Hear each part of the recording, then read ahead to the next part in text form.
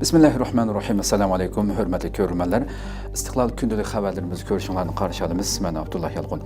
Programımızda vətənimiz Şərq Türkistan və dünya gün tərtibindəki ən mühim xəbərlərini huzuruna sunumuz. Qınamızda qıtınlar ekranımızda olsun. Xitay radikal vasitələr bilan özək işləb çıxarış zəncirini kengaytməkdə.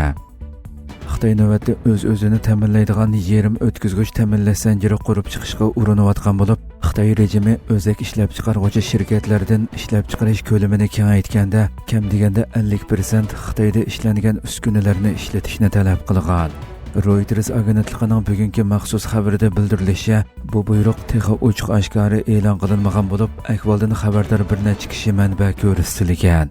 Yaqinqi oylarda yangi zavod qurish yoki zavodini kengaytirish uchun davlat tasdiqini olmoqchi bo'lgan o'zak ishlab chiqaruvchi shirkatlar aloqador doiralarning uqtirishini topshirib olgan bo'lib, uskunalarining kam deganda yarimining Xitoyda ishlanganligini isbotlashi kerakligi bildirilgan.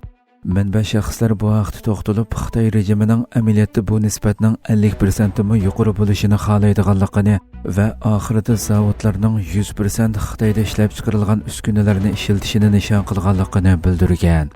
Xitoyning bu tadbiri ichki jihatdan ijro qilingancha, ahvoldan xabardor kishilarning salohiyati oshkorlanmagan. Xitoy sanoat ministrligi bu haqda inkos qaytarmagan.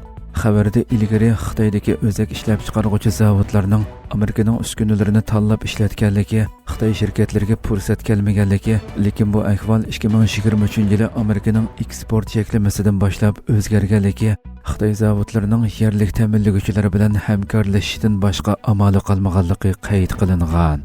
Xitoy rejimi yana o'zak ta'minlash zanjirining kengaytirilishini qo'llash uchun necha 100 milliard yuan mablag' solgan. Bu bir qator radikal tadbirlar sababli chet ellik ta'minlovchilar bora-bora Xitoy bozoridan siqib chiqarilishga boshlagan. Navbatda Trump hukumatining Xitoy bilan bir qism masalalarda birlikka kelishi natijasida Xitoyga qaratgan o'zak cheklamasi asta-asta bo'shatilishga boshlagan.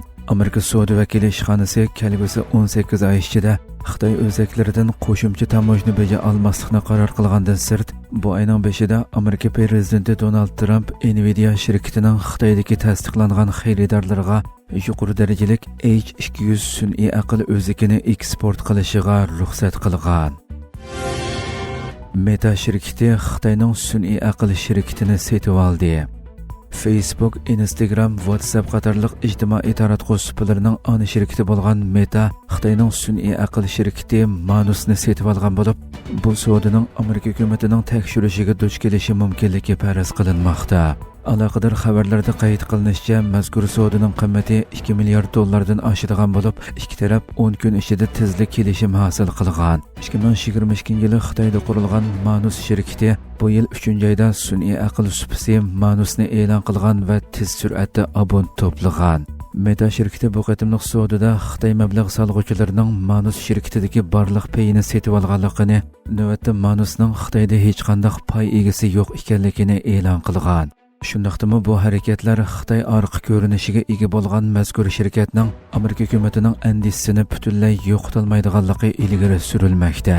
Analizchilar bu qatimliq savdoning Amerika hukumatining tekshirishi qarab chiqishiga duch kelishi mumkinligi haqidagi farazlarni o'tirg'a qo'ymoqda.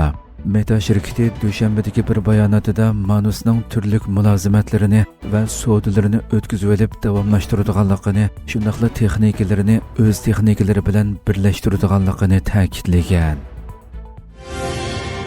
Trump yadro quroli masalasida Ironga tahdid soldi. Amerika prezidenti Donald Trump iyun oyida zarba bergan Iron yadro programmasi qaytadan ishga kirishtirilgan taqdirda Amerikaning Ironga qarshi tezlikda yangi hujumlarni boshlaydiganligi bilan tahdid soldi. Trump dushanba kuni Isroiliya bosh ministri Benyamin Netanyahuni kutib olish jarayonida muxbirlarga bayonot berib, Ironning qaytadan kuchayishiga urinayotganligini anglayapman. Agar shunday bo'lsa, ularni to'xtatishimiz kerak. Ularga ajallik zarba beramiz dedi. Trump yana bu haqda Iron bilan suhbatlashish ishining ochiq ekanligini, bu haqda bir kelishim tuzishning texmi oqilona bo'ladiganligini bildirib, oldingi qatim biz ularga keng ko'lamli hujum qilishdan burun ular kelishim hosil qila oladi dedi. Oldingi yil yozda yadro suhbati davomlashayotgan mezgilda Trump Isroiliyani Ironga hujum qilmaslikka chaqirgan edi. Isroiliya buningga qaramay hech qanday ig'vogarchilik bo'lmagan ahvolda Ironga hujum qilgan. Bu ahvol Amerikaning Fordo, Natanz va Isfahandagi Iran yadro aslahalariga zarba berishi bilan oxirlashgan 12 kunlik bir to'qinishni keltirib chiqargan edi. Bu qatimliq uchrashishda Trump yana Isroiliyani cheklamasiz qo'llash maydonini ifodalagan bo'lib, Isroiliya F-15 programmasiga asosan Isroiliya havo armiyasini yangi urush aeroplanlari bilan ta'minlash uchun Boeing shirkati bilan 8,6 milliard dollarlik to'xtam imzolagan. Bu to'xtam 25 dona yangi F-15IA tiplik aeroplanni loyihalash, sistemalashtirish, sinov qilish, ishlab chiqarish va topshirib berish xizmatlarini, shundaqli kelgusida ehtiyojga qarab yana qo'shimcha 25 aeroplan ishlab chiqarish tanlash huquqini o'z ichiga oladi ekan. Hurmatli ko'ruvchilarimiz, shuna qilib bugungi xabarlarimiz mush yerda oxirlashdi. Atigi programmamizni ko'rishguncha omon bo'linglar. Assalomu alaykum va rahmatulloh.